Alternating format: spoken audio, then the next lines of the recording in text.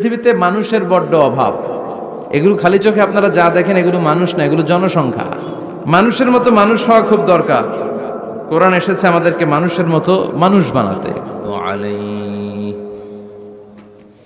ونعوذ بالله من شرور أنفسنا ومن سيئات أعمالنا من يهده الله فلا مضل له ومن يضلل فلا هادي له أي فلن تجد له وليا مرشدا ونشهد أن لا إله إلا الله وحده لا شريك له هو الذي لا ضد له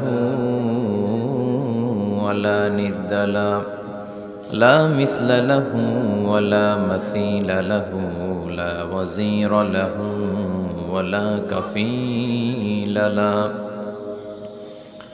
لا شبه له ولا شبيه له لا ولد له ولا والد له وهو الواحد الفرد الصمد لم يلد ولم يولد ولم يكن له كفوا أحد ونشهد أن سيدنا ونبينا وحبيبنا وبشيرنا ونذيرنا وطبيبنا وطبيب أرواحنا وحبيبنا وحبيب ربنا محمدا عبد الله ورسوله أرسله بالحق بشيرا ونذيرا وداعيا إلى الله بإذنه وسراجا منيرا أما بعد فقد قال الله تعالى في كلامه المجيد وفي فرقانه الحميد أعوذ بالله من الشيطان الرجيم بسم الله الرحمن الرحيم لا يستوي أصحاب النار وأصحاب الجنة أصحاب الجنة هم الفائزون إن الله وملائكته يصلون على النبي يا أيها الذين آمنوا صلوا عليه وسلموا تسليما اللهم صل على محمد وعلى آل محمد كما صليت على إبراهيم وعلى آل إبراهيم إنك حميد مجيد اللهم بارك على محمد وعلى آل محمد كما باركت على إبراهيم وعلى آل إبراهيم إنك حميد مجيد সকল প্রশংসার মালিক কে? সব ক্ষমতার উৎস কে? কেউ যেটা পারে না পারে কে? কেউ যেটা দেখে না দেখে কে? কেউ যেটা দেয় না দেয় কে? এমন আল্লাহ আমরা পেয়েছি যেটা কেউ দিতে পারে না তিনি দেয়। তার রহমতের দরিয়া বিশাল, তিনি দয়ালু, তিনি মেহেরবান, তার দয়ার কোনো শেষ নাই, তার মায়ার কোনো শেষ নাই, তার ভালোবাসার কোনো শেষ নাই। ভালোবাসাকে তিনি 100 টুকরা করেছেন। আল্লাহ তাআলা ভালোবাসা তৈরি করার পরে ভালোবাসাকে 100টা টুকরা করেছেন, করে নিজের মধ্যে 99 টুকরা ভালোবাসা তিনি জমিয়ে রেখেছেন, আর 1 টুকরা ভালোবাসা পৃথিবীর সবার মাঝে তিনি ঢেলে দিয়েছেন। ওই 1 টুকরা ভালোবাসার ছিটে ফোঁটা আমি কিছু পেয়েছি, আপনি কিছু পেয়েছেন, আপনারা কিছু পেয়েছেন, সবাই মিলে কিছু না কিছু পেয়েছি। সবাই মিলে কয় টুকরা? আওয়াজ করে বলেন, কয় টুকরা? আর নিজের কাছে তিনি রেখে দিয়েছেন জমা কয় টুকরা? 99 গুণ বেশি ভালোবাসার অধিকারী তিনি।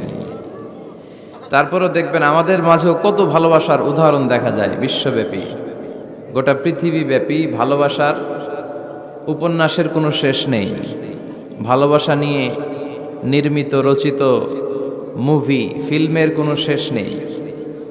এমনও ফিল্ম মেকার আছে, তারা এমনভাবে ঘটনা পরম্পরাকে শ্রোতাদের কাছে উপস্থাপন করে, আমরা সবাই জানি যে এটা হচ্ছে অ্যাক্টিং, তাই না? অ্যাক্টিং দেখেও আমরা কাঁদি। ভালোবাসার এরকম নমুনা তারা স্থাপন করে। হ্যাঁ, শেষ পর্যন্ত দেখা যায় যে নায়ক নায়িকার ঘটনা এমন পর্যায়ে পরিচালক নিয়ে যায়, মনের অজান্তে আমরা কাঁদি। এই কষ্ট, এই দুঃখ, এই বিরহ দেখে আমরা কাঁদি, কিন্তু আমরা জানি যে it's an acting, it's not the real life. এটা বাস্তব জীবন নয়, এটা নাটক, টাকার বিনিময়ে ওনারা অভিনয় করেন। এই অভিনয় দেখে আমরা কাঁদি। তার মানে ভালোবাসার কি উপমা পরিচালক সিনেমার মধ্যে সেট করেছে, ঠিক কিনা? আবার আইয়ুব বাচ্চু মরার আগে বলে গেছে, সব ভালো তুই একা বাসিস নে, একটু ভালোবাসতে দিস মোরে। তো গোটা বিশ্বব্যাপী ভালোবাসাবাসী। আবার 14 ফেব্রুয়ারি একটা আছে, বিশ্ব ভালোবাসা দিবস আছে, আপনারা পালন করেন? এগুলো করা যাবে? আমাদের জন্য আল্লাহ অনেক দামি দামি সময় রেখেছে। কদরের রাত, লাইলাতুল কদর খায়রুম মিন আলফি শাহর, 1000 মাসের চেয়েও সেরা। কদরের রাতের বারাকা, মার্সি, ব্লেসিংস যদি কেউ হাসিল করতে পারে, 1000 বছর ইবাদত করলে যেই সওয়াব, আল্লাহ ওই পরিমাণ সওয়াব ওই ইবাদতকারীর আমলনামায় লিখে দিবে। কিন্তু বিষ্ণু বলেছেন, ফালতামিসু ফিল আশরিল আওয়াখিরি মিনাল ভিতর, রমাদানের শেষ দশকের বেজর রাত্রিতে কদর তালাশ করো। 21, 23, 25, 27, 29 এই 3টা রাতেই আপনাকে সমান তালে ইবাদত করতে হবে। যে কোনো রাতেই কদর হয়ে যেতে পারে, কিন্তু আমরা বাংলাদেশে পালন করি কোন রাত? কথা বলেন। তো আপনি ইবাদত করলেন 27-এর রাতে, ওই বছর কদর হয়ে গেল 29-এর রাতে, যাবেন কই? মান হরিমা ফাকাদ হরিমা, মান হরিমা খায়রাহা ফাকাদ হরিমা। বিষ্ণু বললেন, যে কদরের রাত থেকে বঞ্চিত হলো, এর বরকত থেকে তার চেয়ে কপাল পোড়া মানুষ পৃথিবীতে নাই। এ রাত্রিতে মা আয়েশাকে বিশ্বনবী একটা স্পেশাল দোয়া শিখিয়ে দিয়েছেন, আর বলেছেন, আয়েশা, কদরের রাতে তুমি এই দোয়াটি পড়বে, আল্লাহুম্মা ইন্নাকা আফুন তুহিব্বুল আফওয়া ফাআফু আন্নি। মানে, হে আল্লাহ, আপনি ক্ষমাশীল, আপনি ক্ষমা করাকে পছন্দ করেন, আল্লাহ আপনি আমাদেরকে ক্ষমা করে দেন। তিনি ক্ষমা করাকে পছন্দ করেন, তিনি মাফ করাকে পছন্দ করেন, তিনি তওবা কবুল করাকে পছন্দ করেন। 24/7 তার দরজাটা খোলা। রাত যত গভীর হয় দোকানপাট বন্ধ হয়, শপিং মলের শাটার বন্ধ হয়, শাটডাউন হয়, সব ক্লোজ হয়ে যায়। আর রাত্রি যত গভীর হয় আল্লাহর রহমতের দরজা তত খুলতে থাকে। এজন্য আপনি যতই পাপ করেন না কেন, যতই অন্যায় করেন না কেন, আল্লাহ বলেন, লা তাইআসু মির রাহিল্লাহ, নেভার গিভ আপ। কখনো হতাশ হয়ো না, কখনো আমার রহমত থেকে নিরাশ হয়ো না। তিনি দয়ার সাগর, তিনি মায়ার সাগর। আপনি কত পাপ করেছেন, কত অন্যায় করেছেন, কত মিথ্যা বলেছেন, কত নামাজ কাজা করেছেন, আপনার পাপ, আপনার অন্যায়, আপনার অপরাধ যদি হয় খালের পানির সমান, বিলের পানির সমান, জেনে রাখবেন আল্লাহর দয়া হচ্ছে সাগরের পানির সমান। আমাদের পাপ, আমাদের অন্যায় যদি হয় পাহাড়ের সমান, আল্লাহর দয়া হচ্ছে আকাশের সমান। লা তাকনাতু মির রাহমাতিল্লাহ, আল্লাহ বলেন, কখনো আমার রহমত থেকে নিরাশ হয়ো না। এজন্য বিপদে আপদে সব সময় আমরা প্রশংসা করব একজনের, চিল্লায় বলতে হবে, তিনি কে? তিনি হচ্ছেন আল্লাহ। তিনি চাইলেই আমাদের সব গুনাহগুলো মাফ করে দিতে পারেন। এখানে আওয়াজ করে কে? কুটসাব গ্রামবাসীর লিডাররা এদিকে নাই? ওদেরকে ধরে নিয়ে আসেন আমার সামনে। আওয়াজ করছে কে? নিয়ে আসেন এখানে, ওদেরকে একটু দেখি, এখানে আনেন। কে আওয়াজ করে ওখানে? এখানে কোরআনের কথা হচ্ছে, কোনো আওয়াজ হবে না, কোনো সাউন্ড চলবে না। আল্লাহর ভালোবাসার কোনো শেষ নাই, তার দয়ার কোনো শেষ নাই। এজন্য আমরা চাইবো শুধুমাত্র একজনের কাছে, তিনি কে? আপনি বিপদে পড়েছেন, আপনারা বিপদ থেকে রক্ষা করতে পারে কে? আপনি অসুস্থ, আপনাকে সুস্থ করে দিতে পারে কে? আপনি বিয়ে করেছেন, 10 বছরের দাম্পত্য জীবন, আপনার সন্তান হয়নি, এখন সন্তানটা দিতে পারে কে? নাকি মাজারে গেলে সন্তান পাওয়া যায়? অনেকে মাজারে যে মানত করে সন্তান পাওয়ার আশায়, এরকম লোক আমাদের আশেপাশে আছে না নাই? একটু আকল খাটান আর বুঝবার চেষ্টা করেন।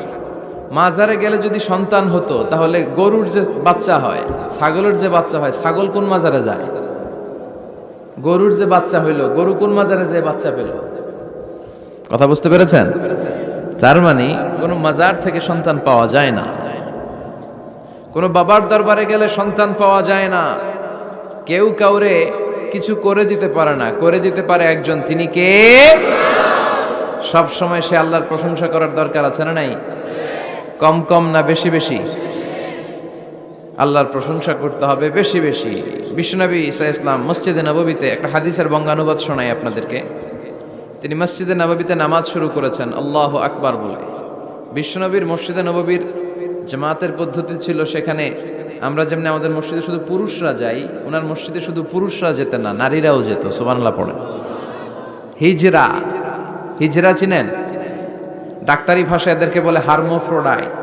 ডাক্তার যারা আছেন বুঝবেন, হার্মোফ্রোডাইট, বাইসেক্সুয়াল, উভয় লিঙ্গ এরা, মিডল জেন্ডার, পুরুষও না নারীও না, এরকম করেও আল্লাহ কিছু মানুষ বানায়। আমরা যে পুরুষ হয়েছি, বানিয়েছে কে?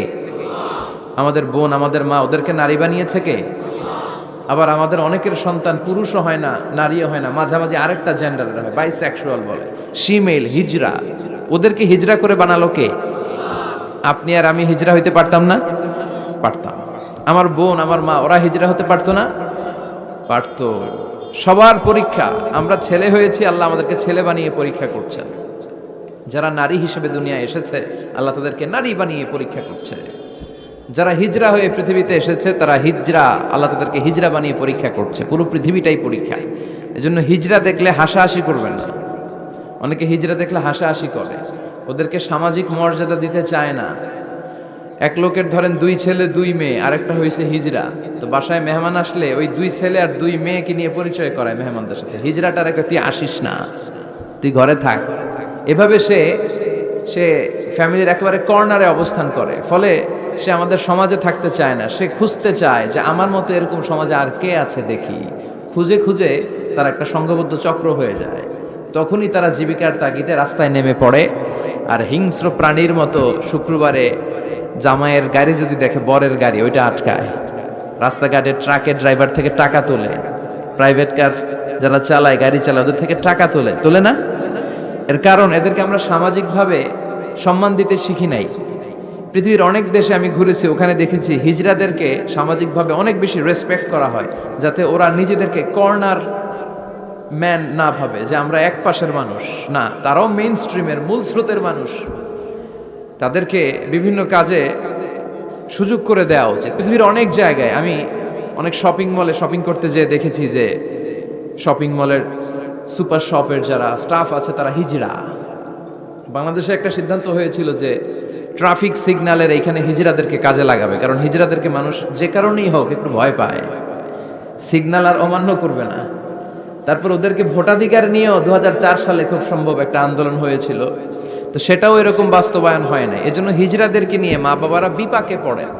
আমার একটা সন্তানও হিজড়া হয়ে জন্মাতে পারে। স্কুলে যখন আমরা বাচ্চাদেরকে ভর্তি করাতে যাই, বাচ্চার নাম, মায়ের নাম, বাবার নাম, বাচ্চার লিঙ্গ, এটা ছেলে না মেয়ে, এই 2টা ঘর থাকে, কিন্তু উভয় লিঙ্গের কোনো ঘর নাই, ঠিক কি না? এটা সামাজিকভাবে আপনারা এটার ব্যাপারে গণসচেতনতা তৈরি করতে পারেন।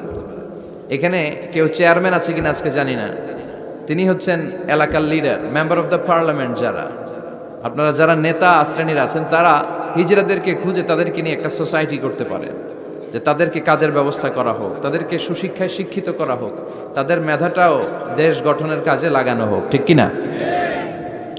এজন্য এগুলো হচ্ছে সব আল্লাহ তাআলার দান। বিশ্বনবীর মসজিদে নববীতে জামাতের ভেতরে শুধু পুরুষ সাহাবারা থাকতো না, পুরুষ থাকতো, নারী থাকতো, হিজরা থাকতো, বাচ্চারাও থাকতো। আমরা অনেকে বাচ্চাদেরকে মসজিদে ঢুকাতে চাই না, আছে না নাই? অনেক মুরব্বী চাচারা বাচ্চাদেরকে দেখলেই খুব রেগে যায়, আছে না নাই? আপনারা এখানে মুরব্বীরা যারা আছেন আপনারা হয়তো রাগেন না, অন্যান্য এলাকায় দেখেছি আমি যে খুব রেগে যায়, বলে যে এটারে আনছে কে? তুরস্কের বিভিন্ন মসজিদের ওয়ালে ওয়ালে লাগানো যে জামাত চলাকালীন অবস্থায় যদি পেছনে বাচ্চাদের চিল্লা চিল্লি কিচির মিচির আওয়াজ শুনতে পাওয়া না যায়, তাহলে পরবর্তী প্রজন্ম নিয়ে আপনারা ভয়ের ভেতরে থাকেন। তার মানে নেক্সট জেনারেশন তো মুসল্লি হচ্ছে না। আমরা নামাজ পড়বো, বাচ্চারা পিছনে চিল্লাফাল্লা করবে, ঠিক কিনা? এরকম পরিবেশ আমরা মসজিদে চাই কি চাই না? বাচ্চাদের কাজই তো চিল্লাফাল্লা করা, লাফালাফি করা, নাচবে, গাবে, লাফাবে, একজন আরেকজনকে কামড় দিবে, গ্লাস ভাঙবে, কাপড় ছিঁড়বে। এটা কি বাচ্চারা করবে না মুরব্বীরা করবে? মুরব্বী লাফালাফি করলে মানাবে? কথা বলেন তো। বাচ্চাদের কাজ বাচ্চাদেরকে করতে দেন, আর সাথে করে মসজিদে নিয়ে যাবেন, বাবারা মসজিদে নিয়ে যাবেন, ওকে বুঝাবেন যে এটা আমাদের ইবাদত গাহ, এখানে বসে আমরা আমাদের স্রষ্টাকে ডাকি, এখানে দুষ্টুমি করা যাবে না। তো বিশ্বনবীর মসজিদে নববীতে জামাতের প্রথম কাতারে দাঁড়াতো, প্রথম দিকের কাতারগুলোতে দাঁড়াতো পুরুষেরা, তারপর একটা সার্টিন গ্যাপ রেখে দাঁড়াতো নারীরা, তারপরে দাঁড়াতো হিজরারা, তারপরে দাঁড়াতো ছোট ছোট বাচ্চারা। তো বিশ্বনবী সবাইকে নিয়ে দাঁড়িয়ে নামাজ শুরু করেছেন, আল্লাহু আকবার। রুকুতে গিয়েছেন, রুকু থেকে উঠে পড়েছেন সামি আল্লাহু লিমান হামিদা। পেছন থেকে সাহাবারা ফিসফিস আওয়াজে পড়েছে রব্বানা ওয়ালাকাল হামদ। একজন সাহাবা অতিরিক্ত আরো 4টা তাসবিহ বাড়িয়ে পড়েছে, হামদান কাসীরান তাইয়িবান মুবারাকান ফি। সালাত শেষে বিশ্বনবী এই সাহাবাকে বললেন, সাহাবীদের দিকে লক্ষ্য করে বললেন যে তোমরা সবাই পড়েছো রব্বানা ওয়ালাকাল হামদ, কে জন্য বাড়িয়ে পড়েছো হামদান কাসীরান তাইয়িবান মুবারাকান ফি? এই 4টা তাসবিহ কে পড়েছো? এটা তো আমি শিখাই নাই, তুমি পেলে কই? কেউ দাঁড়ায় না, ভয়ে। বিশ্বনবী অভয় দিলেন, ভয় পেও না, দাঁড়াও। একজন দাঁড়িয়ে বলল, ইয়া রাসূলুল্লাহ, আমি আল্লাহর তাসবিহ কম কম পড়লে আমার পোষায় না, আমার পড়তে মনে চাই বেশি বেশি, এজন্য আমি নিজ থেকেই 4টা তাসবিহ বানিয়ে পড়েছি। বিশ্বনবী বললেন, ভয় পেও না, তোমরা তো দেখোনি, আমি সালাতরত অবস্থায় দেখেছি বিদউ ওয়া সালাসুনা মালাইকা, তোমার এই 4টা তাসবিহর যে সওয়াব হয়েছে, এই সওয়াবটা 30 জনেরও বেশি ফেরেশতা কে কার আগে আল্লাহর আরশে পৌঁছে দিবে এ নিয়ে আকাশে প্রতিযোগিতা করছিল। এজন্য আল্লাহর প্রশংসা কি কম কম না বেশি বেশি? সব সময় আল্লাহর প্রশংসা করতে রাজি আছেন? সব জায়গায় প্রশংসা করতে রাজি আছেন? আসুন সে আল্লাহর জন্য আমরা আওয়াজ করে পড়ি আলহামদুলিল্লাহ। পড়েন রব্বানা লাকাল হামদ হামদান কাসীরান তাইয়িবান মুবারাকান ফীহি ইয়া রাব্বি লাকাল হামদু কামা ইয়ানবাগি লিজালালি ওয়াজহিকা ওয়া আযীমি সুলতানিকা লাকাল হামদু বিল ঈমান লাকাল হামদু বিল ইসলাম লাকাল হামদু বিল কোরআন। আল্লাহ সব সময় তোমার প্রশংসা যেন আমরা করতে পারি, তুমি তৌফিক দাও। আজকে আমরা যে বইটা থেকে কয়েক মিনিট কথা শুনবো, বইটার নাম কি? কোরআন আল কারীম। এটা এমন কিতাব যেই কিতাবে কোনো ভুল নাই। এসেই দেখি টেবিলের মধ্যে অনেক বালু ধুলা, কোরআনের ভেতরেও ধুলা বালি, এগুলো আপনারা আগ থেকে পরিষ্কার করে রাখবেন। এগুলো হুজুরের জন্য রেখে দেয় যে মাহফিলের সব কাজ আমরা করছি, এটা হুজুরে করুক, এরকম আছে না নাই? তো ঠিক আছে, করলাম একটু কাজ, আর কোরআন পরিষ্কার করলে তো আরো ভালো। আল্লাহর কিতাবকে আমি একটু ক্লিন করে দিয়ে গেলাম। তো অ্যারেঞ্জমেন্টগুলো আপনারা খেয়াল রাখবেন। আর মাঝে মাঝে কোরআন এমন ছিঁড়ে পাড়া, এত পুরাতন কোরআন এনে দেয়, আজকেরটার অবস্থা মাঝামাঝি, অন্য জায়গায় এত ছিঁড়া পাড়া কোরআন দেয়, তো ওইটা নিয়ে বসাই কঠিন। পৃথিবীর সবচাইতে নন্দিত কিতাবটা আজকে নিন্দিত এবং অবহেলিত, যেটা আমাদের সফলতার কারণ, যেটা আমাদেরকে দুনিয়া আখেরাতে মুক্তির জন্য আল্লাহ পাঠিয়েছে, সেটাকে আমরা গুরুত্ব দেই না। এজন্য আমি বলি যে Quran is not for your shelf, not for your bookshelf, Quran is for your self. Quran আপনার বুক সেলফে রেখে দেওয়ার জন্য না, এটা আপনার জন্য, এটা তেলাওয়াতের জন্য এসছে। প্রতিদিন কোরআন তেলাওয়াত করতে হবে, একটি করে হলেও কোরআনের আয়াতের অনুবাদ করতে হবে। কোরআনে আল্লাহ কি বললেন জানার দরকার আছে না নাই? এই কিতাবটা নির্ভুল একটা কিতাব। এই কিতাব যদি কেউ পাঠ করে তাহলে সে মানুষের মতো মানুষ হবে, বিশ্বাস হয়? এই কিতাব যদি কেউ পাঠ করে তাহলে সে সুশিক্ষিত হবে। কারণ এই কিতাবের প্রথম কথা হচ্ছে পড়ো, পড়ে নিজের জীবন গড়ো, ঠিক কিনা? আল কোরআনের প্রথম বাণী পড়ো, আল হাদিসে নবীর কথা পড়ো। আল কোরআনের প্রথম বাণী পড়ো, আল হাদিসে নবীর কথা পড়ো। পড়ে পড়ে শেখো, শিখে শিখে তুমি তোমার নিজের জীবন গড়ো। সুবহানাল্লাহ পড়েন। পড়ো, পড়তে পড়তে নিজের জীবন গড়ো। তো এই কোরআন পড়লে সে সুশিক্ষায় শিক্ষিত একজন মানুষ হয়, সিভিলাইজড হয়, ভদ্র হয়, সভ্য হয়, মানুষের মতো মানুষ হয়। এই কোরআন এসেছে আমাদেরকে মানুষের মতো মানুষ বানাতে। কি বানাতে? আওয়াজ করে বলেন, আবার বলেন। এই কথাটার সাথে আপনারা পরিচিত না? বলেন। মুরব্বীরা আমাদেরকে বলে না যে তুই মানুষের মতো মানুষ হ? এটা তো কমন কথা, ঠিক কিনা? তো এই কোরআন কিন্তু এসেছে আমাদেরকে মানুষের মতো মানুষ বানানোর জন্য। পৃথিবীতে মানুষের বড্ড অভাব। অনেকে বলতে পারেন হুজুর কি বলেন, 700 কোটি মানুষ আর আপনি কোন মানুষের অভাব? কোথাও গেলেই খালি মানুষ আর মানুষ, রাস্তাঘাটে মানুষ, এখানে মানুষ, ওখানে মানুষ, বিশাল লম্বা সিরিয়াল। এগুলো খালি চোখে আপনারা যা দেখেন এগুলো মানুষ না, এগুলো জনসংখ্যা। এগুলো কি? এজন্য বলা হয় বাড়ছে জনসংখ্যা কিন্তু কমছে মানুষ। বাড়ছে কি কিন্তু কমছে কি? মানুষের মতো মানুষ হওয়া খুব দরকার। কোরআন এসেছে আমাদেরকে মানুষের মতো মানুষ বানাতে। আমি প্রায় বলি যে গরুর পেট থেকে বেরোলে ওটা গরু হয়ে যায়, ছাগলের পেট থেকে বেরোলেই ছাগল, মুরগির পেট থেকে বেরোলেই মুরগি, কিন্তু মানুষের পেট থেকে বেরোলেই ওটা মানুষ হয় না, ওটার মানুষ করতে হয়, ওটার মানুষ বানাতে হয়, ঠিক কিনা? আবার ছাগল রে কেউ কোনোদিন বলে না যে তুই ছাগলের মতো ছাগল হ, বলে?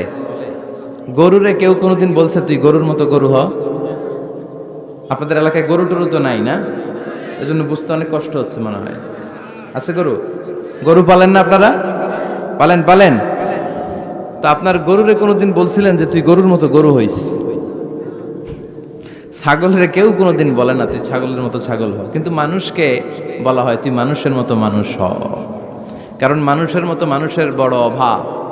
এই দুনিয়া এখন তো আর সেই দুনিয়া নাই, মানুষ নামের মানুষ আছে দুনিয়া বোঝাই, সেই মানুষের ভিড়ে আমার আসল মানুষ নাই, ঠিক কিনা? আসল মানুষের বড় অভাব। তো এই কোরআনটা এসেছে আমাদেরকে আসল মানুষ বানাতে, মানুষের মতো মানুষ বানাতে। আপনি আপনার ছেলের এই বইটা পড়াই দিয়েন, দেখবেন মানুষের মতো মানুষ হয়ে গেছে। এই ছেলে আর চাঁদাবাজি করবে না, টেন্ডারবাজি করবে না, খাদ্যে ভেজাল দিবে না, মাছে ফরমালিন দিবে না, কোন সুন্দরী নারীকে মাঝরাতে পেলে ধর্ষণের চেষ্টা করবে না। চিল্লা এখন ঠিক কিনা? এজন্য এই কোরআনটা পড়াইতে হবে, শিখাই দিতে হবে। মানুষের মর্যাদা সবচাইতে বেশি। মানুষ যদি শ্রেষ্ঠ হয় মানুষ ফেরেশতাকে ছাড়িয়ে যায়, মানুষ যদি নিকৃষ্ট হয় সে পশুত্বকে হার মানায়। খুব দামি কথা, মনে রাখবেন। মেরাজ রজনীতে সাইয়েদনা জিবরাইল আলাইহিস সালাম তিনি সিদরাতুল মুনতাহা এসে বললেন, ইয়া রাসূলুল্লাহ, অনেক দূর এসেছি, আর তো যেতে পারবো না, এর উপর 1 ইঞ্চি গেলে আমার 600 পাখাকে আগুন দিয়ে জ্বালিয়ে দিবে কে? এখান থেকে আপনি আপনার রবের সাথে মিটিং করার জন্য উপরে যান। সুবহানাল্লাহ পড়েন। তার মানে জিবরাইলের খেলা যেখানে শেষ, বিশ্বনবীর খেলা সেইখানে। তাহলে মানুষ যদি মানুষের মতো হয় সে ফেরেশতাকে ছাড়িয়ে যায়, আর মানুষ যদি খারাপ হয় সে পশুত্বকে হার মানায়। কারণ দেখবেন একটা পশু তার সমগোত্রীয় পশুকে হত্যা করে না, ছাগল কোনোদিন ছাগলের মারে না, একটা সিংহ আরেকটা সিংহকে নৃশংসভাবে হত্যা করে না, একটা বাঘ আরেকটা বাঘকে নৃশংসভাবে হত্যা করে না, কিন্তু একটা মানুষ আরেকটা মানুষকে নৃশংসভাবে হত্যা করে কি করে না? করে। একটা সিংহ আরেকটা সিংহকে মেরে 10 টুকরা, 15 টুকরা, 20 টুকরা করছে, এরকম কোনোদিন শুনেছেন? কিন্তু একটা মানুষ আরেকটা মানুষকে শুধু নৃশংসভাবে হত্যাই করে না, হত্যা করে 10 টুকরা, 15, 20 টুকরা করে বস্তাবন্দি করে ক্ষেতের মধ্যে ফেলে দিয়ে আসে, এরকম ডাকাত আছে না নাই? মানুষ জনপদের পর জনপদ আগুন জ্বালিয়ে ছারখার করে দেয়, উপর থেকে বোমা মেরে শহরগুলোকে জ্বালিয়ে দেয়, আছে না নাই? আপনারা হিরোশিমা নাগাসাকির কথা শুনেছেন। দ্বিতীয় বিশ্বযুদ্ধে লিটল বয় আর ফ্যাটম্যান নামে 2টা বোমা ফেলেছিল আমেরিকান সোলজাররা। কি আজীব ঘটনা, হাজার হাজার মানুষ নিচে বসবাস করছে, ওই পাইলটরা দুইটা বোমা নিয়ে উপর থেকে ছেড়ে দিল। যেই পাইলটরা ফেলতেছে ওরাও কিন্তু মানুষ, ঠিক কিনা? আর যাদেরকে মারার জন্য ফেলা হচ্ছে তারাও মানুষ। এই যে আপনাদের ঢাকা চট্টগ্রাম হাইওয়েতে মেঘনা দাউদকান্দির ডানে বায়ে ভয়ঙ্কর ধরনের ডাকাতি হয় জানেন? কুপিয়ে মানুষকে জখম করে রেখে দিয়ে যায়। আমি অবাক হই যে যারা কোপাচ্ছে এরাও মানুষ, আর যাদের টাকা ছিনতাই করে নিয়ে যাচ্ছে এরাও মানুষ। গত রাতে বা গত পরশু দেখলাম যে র্যাব ব্যাটালিয়ন 11 ওদেরকে গ্রেফতার করেছে, 8 জন ধরা পড়েছে। এগুলোরে ক্রস ফায়ারে দেওয়া দরকার, কোনো বিচার টিচারের দরকার নাই, জায়গায় ক্রস ফায়ার, চিল্লায় বলেন ঠিক কিনা? তাহলে ক্রস ফায়ারের সঠিক ব্যবহার হবে। তো মানুষ যদি ভালো হয় ফেরেশতার চেয়ে ভালো, মানুষ খারাপ হলে পশুর চেয়েও খারাপ। এখন সিদ্ধান্ত আপনার, আপনি কি ভালো হবেন না খারাপ হবেন? আমরা এমন মানুষ হতে চাই যে মানুষের মর্যাদা ফেরেশতাদের চেয়েও বেশি। এই কোরআন এসেছে আমাদেরকে মানুষের মতো মানুষ বানাতে। কোরআন এসেছে আমাদেরকে জান্নাতি বানাতে। কি বানাতে? আমরা জান্নাতে যেতে চাই না? সবাই চান? চান না কে কে দেখি? আপনি চান না? আমরা আসলে সবাই জান্নাতে যেতে চাই, ঠিক কিনা? মালিক তুমি জান্নাতে, তোমার পাশে আমায় একটি ঘর বানিয়ে দিও, একটি ঘর বানিয়ে দিও সে বিভীষিকাময় মহাদিনে, তোমার প্রতিবেশী করে নিও। মালিক তুমি জান্নাতে, তোমার পাশে আমায় একটি ঘর বানিয়ে দিও, একটি ঘর বানিয়ে দিও। পড়েন আমিন। তাহলে আমরা সবাই চাই জান্নাতে যেতে। কই যেতে? আমাদের আসলে টার্গেটই তো ওইটা। প্রত্যেকের একটা টার্গেট থাকা চাই না? আমাদের টার্গেটই এই যে আল্লাহর সন্তুষ্টি অর্জনের মধ্য দিয়ে আমরা কই ঢুকতে চাই। আর জান্নাতে যারা ঢুকলো তারা সফল, এই ঘোষণাটা কার? চিল্লায় বলতে হবে কার? রব্বুল আলামিন বলেন লা ইয়াস্তাবি আসহাবুন নারি ওয়া আসহাবুল জান্নাতি, আসহাবুল জান্নাতি হুমুল ফাইজুন। সুবহানাল্লাহ। আল্লাহ বললেন যারা জান্নাতে যাবে আর জাহান্নামে যারা যাবে তারা কখনো সমান হতে পারে না, তাদের মর্যাদা কশিনকালেও এক হতে পারে না। যারা জান্নাতে ঢুকতে পারবে তারাই সফল, যারা জান্নাতে ঢুকতে পারলো তারাই।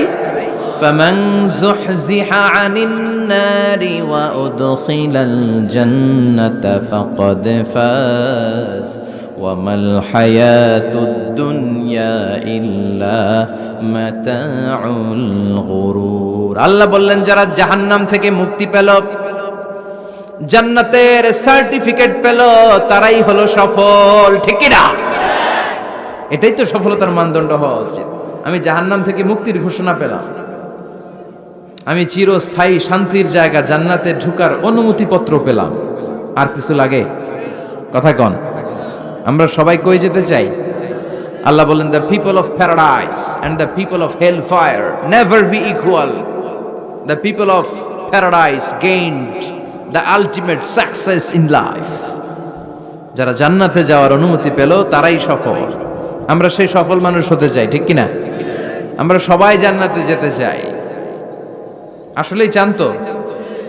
শুধু কথায় না কাজেও? কাজেও সেটার প্রমাণ দিতে হবে। আমরা জান্নাতে যেতে চাই। জান্নাত এমন জায়গা যে জায়গায় আছে শুধু আরাম আর আরাম, আর জাহান্নামে আছে খালি ব্যারাম। আরামের বিপরীত কি? জান্নাতে আছে কি? কই ব্যারাম। জান্নাতে আছে কি? আর জাহান্নামে? আওয়াজ করে বলেন জান্নাতে কি আছে?